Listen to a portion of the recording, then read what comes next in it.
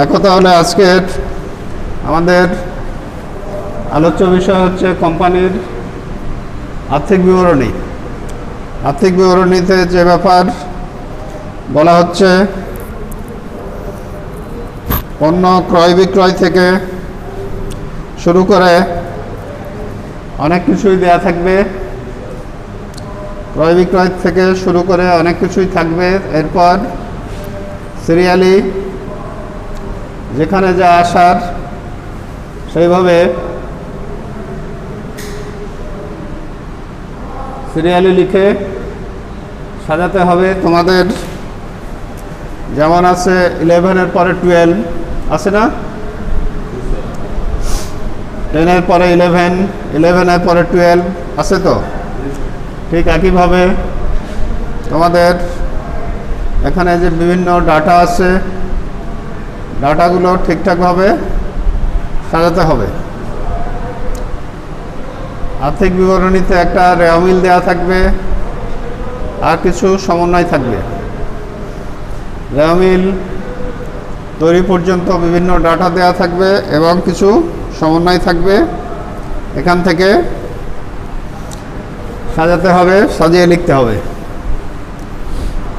এখানে যে ফরম্যাট দেখতে পাচ্ছ সেখানে কি বলা হচ্ছে,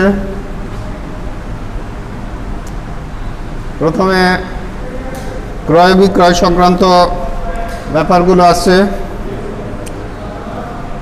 বিক্রয় সংক্রান্ত আয় থেকে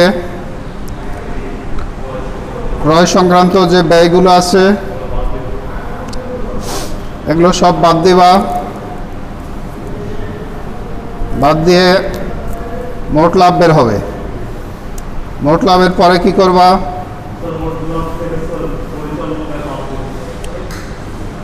মোট লাভ থেকে পরিচালন ব্যয় মাইনাস করবা, করে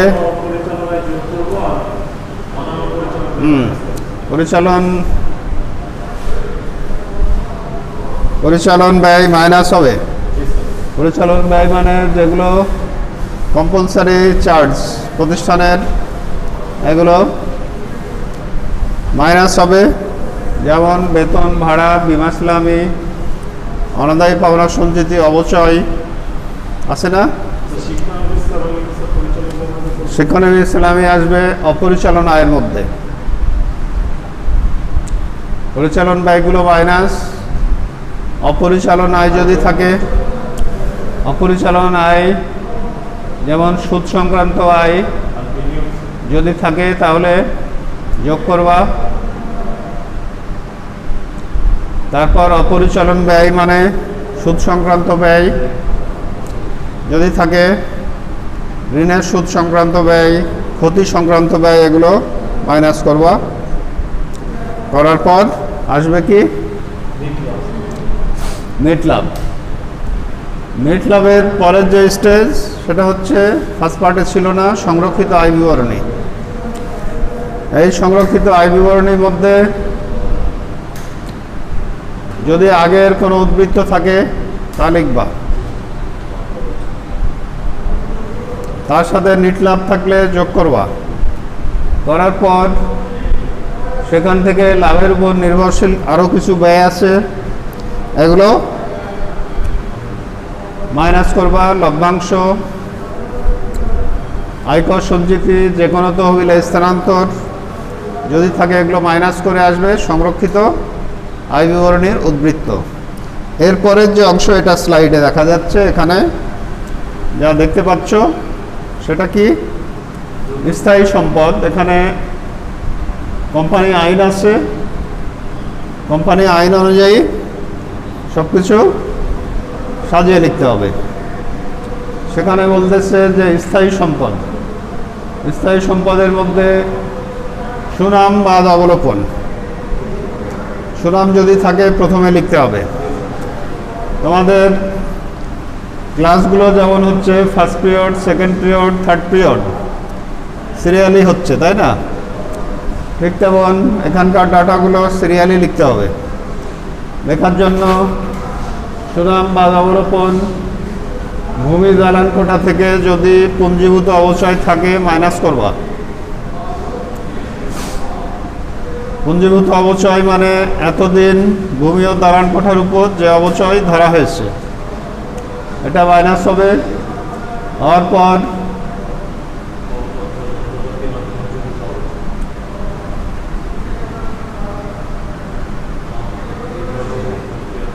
ইজারা সম্পত্তি, ট্রেডমার্ক বা অবলোপন যদি থাকে তাহলে মাইনাস করবো। অবলোপন মানে কি? কোনো সম্পত্তি প্রথমে যে টাকায় ভ্যালুয়েশন করবা, এরপর ওটা ব্যবহার করতে থাকলে ওটার ভ্যালুয়েশন কি একই থাকে না কমবে? যত কমছে এটা হচ্ছে অবলোপন, এটা মাইনাস করবা। কলকব্জা ও যন্ত্রপাতি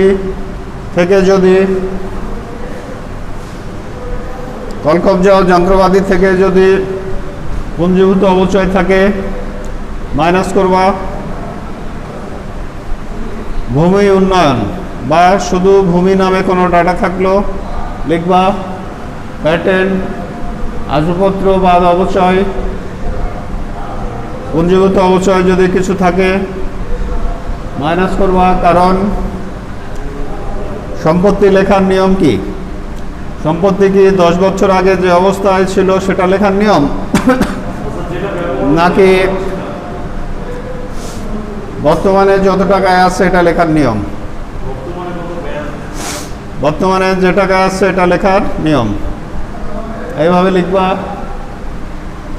বৈদ্যুতিক সরঞ্জাম থাকলে লিখবা বিনিয়োগ। তারপর বিনিয়োগের মধ্যে বিনিয়োগ, ট্রাস্ট, সিকিউরিটি, সরকারি সঞ্চয়পত্র এই ধরনের যদি কোনো ডাটা থাকে সব লিখবা। শেয়ার বা বন্ড ক্রয় যদি থাকে লিখবা। স্থাবর সম্পত্তিতে বিনিয়োগ যদি থাকে লিখবা। এগুলো লিখতে হচ্ছে কোম্পানি আইন 1994 সালের কোম্পানি আইনে একটা ফরম্যাট দেওয়া আছে বা ছক দেওয়া আছে। ওই ছক অনুযায়ী সিরিয়ালি লিখতে হচ্ছে। সিরিয়ালি লেখার সময় যত এলোমেলো হবে তোমার লেখা তত কি হবে? মার্কস কমে যাবে। ঠিক আছে? এরপর চলতি সম্পদ লিখবা সাজিয়ে। এর ভিতরে আছে প্রাপ্য সুদ, সমাপনী মজুদ পণ্য, অব্যবহৃত মণিহারি, বীমা কোম্পানি থেকে প্রাপ্য। বীমা কোম্পানি থেকে প্রাপ্য মানে আগুনে পণ্য বিনষ্ট হয় না? অনেক সময় আগুনে পণ্য বিনষ্ট হয়, তার ব্যয়টা কি? বিনষ্ট হলো 10,000 টাকা। বীমা কোম্পানি 8,000 টাকা দিতে রাজি হয়েছে, তাহলে বীমা কোম্পানি থেকে পাবে কত টাকা? ওই 8,000 টাকায় বীমা কোম্পানি থেকে প্রাপ্য বলে লিখতে হবে। তারপরে আছে নিট প্রাপ্য। নিট প্রাপ্য মানে প্রাপ্য সর্বশেষ অবস্থা যা থাকে তাই লিখতে হবে। নিট প্রাপ্য মানে প্রাপ্যর যে সর্বশেষ অবস্থা যা থাকে তাই লিখবা।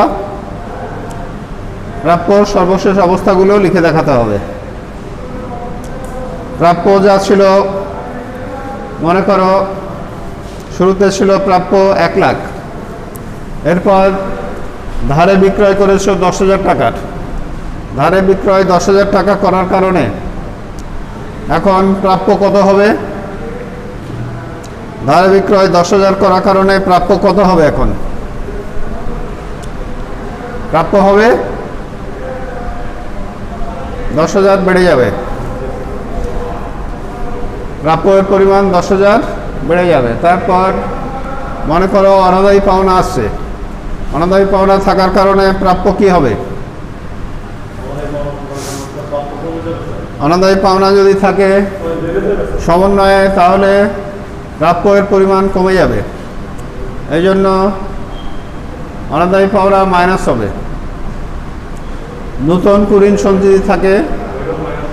নতুন কুঋণ সঞ্চিতি যদি সমন্বয়ে থাকে, যদি ধরা হয় যে কিছু টাকা আদায় হবে না, তাহলে প্রাপ্য কি হবে? প্রাপ্য কমে যাবে, ওটাও মাইনাস হবে। এরপরে যে ফলাফল এটাকে বলতেছে এখানে নিট প্রাপ্য। তারপরে প্রাপ্য বিল বা নোট যদি থাকে তা লিখতে হবে। এইভাবে চলতি সম্পদের পরিমাণ আসবে। যখন চলতি সম্পদ চাইবে তখন এইভাবে চলতি সম্পদ আসলে সিরিয়ালি লিখতে হবে। তারপরে দেখতে পাচ্ছ নেক্সট স্লাইডে নগদ তহবিল ব্যাংক জমা আছে না, নগদ তহবিল ব্যাংক জমা লিখতে হবে। এইভাবে সাজিয়ে লিখতে হবে। নগদ তহবিল ব্যাংক জমা দেখতে পাচ্ছ। অগ্রিম খরচাবলী যদি থাকে, নগদ তহবিল ব্যাংক জমা অগ্রিম খরচাবলী এই সিরিয়ালি লিখতে হবে। তারপরে আছে দেখো অসমন্বয়কৃত ব্যয়, মানে যেসব ব্যয়ের ফলাফল দীর্ঘদিন ধরে চলতে থাকে, 1 বছরের অতিরিক্ত সময়ে চলতে থাকে, যেমন প্রাথমিক খরচ, বাধা অবলোপন, বিলম্বিত বিজ্ঞাপন। বিলম্বিত বিজ্ঞাপন মানে 5 বছরের জন্য বিজ্ঞাপন খরচ দেওয়া হয়েছে, এর মধ্যে 4 বছরেরটা হবে বিলম্বিত। 5 বছরের বিজ্ঞাপন খরচ দিয়েছো, 4 বছর হবে বিলম্বিত। শেয়ার অবলোকন ব্যয় থাকতে পারে, শেয়ার দালালি ব্যয়, ঋণপত্রের অবহার, শেয়ার অবহার বা বাট্টা, এই সিরিয়ালি লিখতে হবে। সিরিয়াল যত প্রবলেম হবে, সিরিয়াল প্রবলেম যত হবে সেহেতু তখনই এটা এলোমেলো হবে। আস্তে আস্তে এলোমেলো হবে, মানে কি এলোমেলো হবে? মার্কস যা পাওয়ার কথা, যদি তোমার সিরিয়াল ঠিকঠাক থাকে তখন কম পাবে। তারপর দেখা যাচ্ছে সংরক্ষিত আয় বিবরণী উদ্বৃত্ত আছে না, সংরক্ষিত আয় বিবরণীর উদ্বৃত্ত এরপরে দেখাতে হচ্ছে। তাহলে এই পর্যন্ত কার কি প্রশ্ন আছে বলো তোমাদের মধ্যে? এই পর্যন্ত কোনো প্রশ্ন থাকলে বলো। অব্র আলিম, স্ট্যান্ড আপ। যতদূর এই পর্যন্ত আলোচনা করলাম, এই পর্যন্ত থেকে তোমার কোনো কোশ্চেন থাকলে বলো। এই পর্যন্ত যতটুকু আলোচনা করলাম।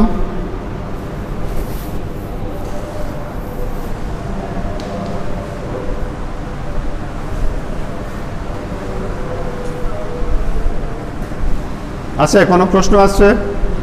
না থাকলে নাই, এটা তো আমাদের ফার্স্ট আলোচনা এই চ্যাপ্টারের।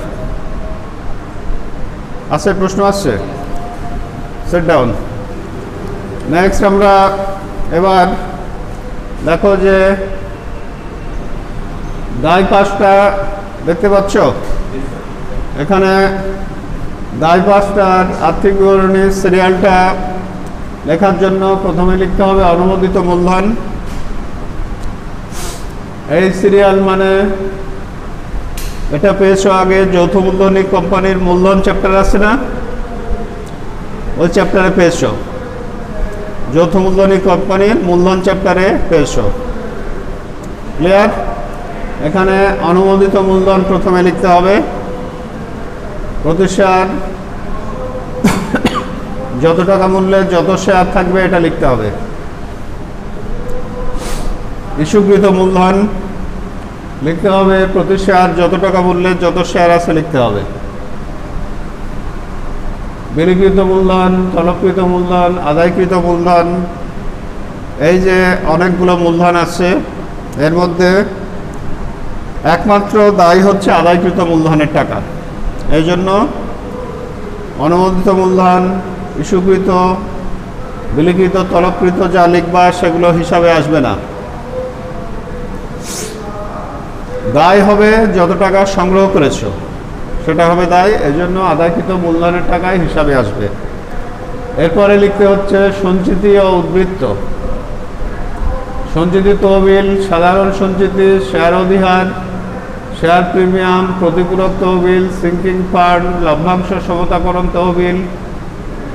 তারপর সংরক্ষিত আয়ের যে লাস্ট উদ্বৃত্তিটা হলো, লাস্ট উদ্বৃত্ত যে টাকা হয়েছে ওই টাকাও লিখতে হবে। এই সিরিয়ালে দায় পাশ সাজাতে হবে। তারপরে দেখতে পাচ্ছ যে দীর্ঘমেয়াদী ঋণ, এর ভিতরে যেগুলো ঋণ পরিশোধের ব্যাপারে অনেক সময় পাওয়া যায়, এই ঋণগুলো আসে। দীর্ঘমেয়াদী ঋণ আছে না, তার ভিতরে চলতি ঋণ, ডিবেঞ্চার, ঋণপত্র, ব্যাংক ঋণ, এই ধরনের যত টাকা আসবে। ক্লিয়ার? চলতি দায়ের পর চলতি দায় সাজাতে হবে। এখানে নিট প্রদেয়। নিট প্রদেয় মানে কি? প্রদেয় বা পাওনাদার একটা টাকা ছিল, সমন্বয়ে উল্লেখ আছে ধারে ক্রয়ের পরিমাণ 10,000, তখন প্রদেয় বাড়বে না কমবে? যদি আরো ধারে ক্রয় করো তখন প্রদেয় বেড়ে যায়, এই জন্য প্লাস হবে। তারপর যদি বলা হয় যে ক্রয় ফেরত দেওয়া হয়েছে, সমন্বয়ে যদি থাকে ক্রয় ফেরত, তাহলে প্রদেয় বা পাওনাদার বাড়ে না কমে? কমে যাবে। এই জন্য সেটা মাইনাস হবে। নিট প্রদেয় বিল, ব্যাংক জমাতিরিক্ত, চলতি দায়ের মধ্যে দেখো বকেয়া খরচ আসতেছে। যত ধরনের বকেয়া খরচ থাকবে, বেতন, ভাড়া, মজুরি, বিমাসলামী বকেয়া যদি থাকে, তাহলে সব ধরনের এই বকেয়া খরচগুলো আসবে কোথায়? চলতি দায়ের মধ্যে। এরপর ভবিষ্যৎ ব্যবস্থা ও সঞ্চিতি, আয়কর সঞ্চিতি, পেনশন তহবিল, ভবিষ্যৎ তহবিল, কর্মচারী বোনাস তহবিল, যে কোনো ধরনের ভবিষ্যৎ তহবিল, এগুলো সিরিয়ালি সাজিয়ে লিখতে হবে।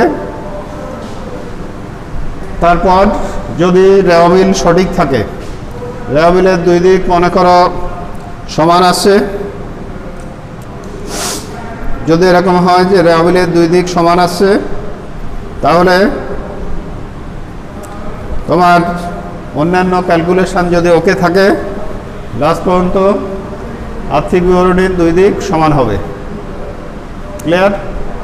সমান হলে তখন তুমি আশা করতে পারো যে অঙ্ক ঠিক হয়েছে। তবে ভুল হওয়ার পরও অনেক সময় সমান হতে পারে, এটাও একটা ব্যাপার। তুমি যে কোনো একটা সমন্বয় দেখা গেল যে 20,000 টাকার সমন্বয় তুমি দুই জায়গাতেই 2,000 করে লিখেছ, তখনও সমান হতে পারে, কিন্তু সেটা শুদ্ধ হবে না। তাহলে এখন এই পর্যন্ত কোনো কোশ্চেন থাকলে বলো। এই পর্যন্ত কোনো প্রশ্ন আছে কারো?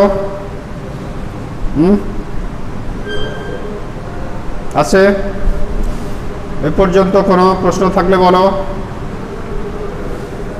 তাহলে তুমি স্বামী স্ট্যান্ড আপ। আমাদের এই যে আলোচনা থেকে তোমার কি মনে হলো, এখানে কি কাজ করা হচ্ছে? যে এখানে তুমি যে কাজ করবা তার মানে তো এই না যে তুমি কেউ পড়াশোনা করেনি, প্র্যাকটিস করেনি, হঠাৎ পরীক্ষা হলে উপস্থিত আর তার অঙ্ক কারেক্ট হয়ে যাবে, এরকম তো না। তাহলে কি কাজ করবা? ইয়েস,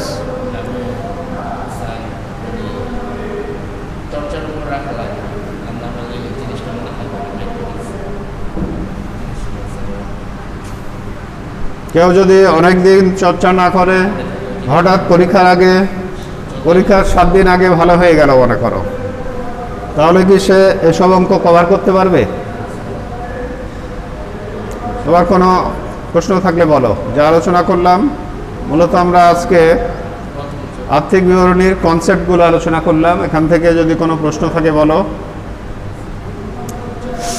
হ্যাঁ, আছে? Stand up. তাহলে সিট ডাউন। তাহলে আমাদের নেক্সট ক্লাসেও আবার এই আর্থিক বিবরণী থেকে আলোচনা করব। ঠিক আছে, সবাইকে ধন্যবাদ।